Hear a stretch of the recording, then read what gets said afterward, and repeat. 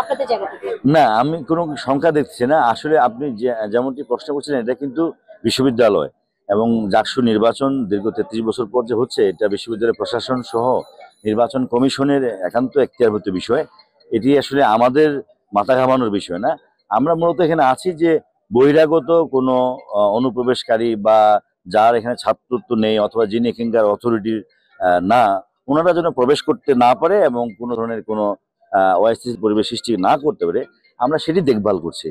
আর vote ফলাফল, এটা পুরো বিষয়টাই কিন্তু বিশ্ববিদ্যালয় প্রশাসনের, নির্বাচন কমিশনের, এটা ওনাদের বিষয়ে। আমরা কিন্তু জাস্ট এখানে আমাদের নিরাপত্তার বিষয়টা দেখতেছি যে এখানকার কেউ যেন বিশ্ববিদ্যালয় প্রশাসন বা আপনারাও যারা আছেন, আপনাদেরও নিরাপত্তা বিষয় আছে, কেউ যেন আপনাদের সাথে কেউ অন্য ধরনের অস্থিতিশীল পরিবেশ সৃষ্টি করা বা আপনাদের নিরাপত্তা বিঘ্নিত না করতে পারে, আমরা এটা দেখভাল করছি। আর ফলাফল এবং নির্বাচনের বিষয়টি একেবারেই বিশ্ববিদ্যালয় প্রশাসনের বিষয়। এই বিষয়ে আমাদের কোনো সিদ্ধান্ত না, এটা ওনাদের বিষয়। ওনারা সিদ্ধান্ত, ওনারা যখন ফলাফল ঘোষণা করবে, এটা ওনাদের একান্ত বিষয়। না, এখন পর্যন্ত এরকম কোনো সম্ভাবনা আমরা দেখছি না। আমরা প্রতিনিয়ত ওনাদের সাথে কথা বলতেছি। এখানকার যিনি নির্বাচন কমিশনার মহোদয় আছেন, প্রক্টর মহোদয় আছেন, ওনারা তো ওনাদের কার্যক্রম চালিয়ে যাচ্ছে।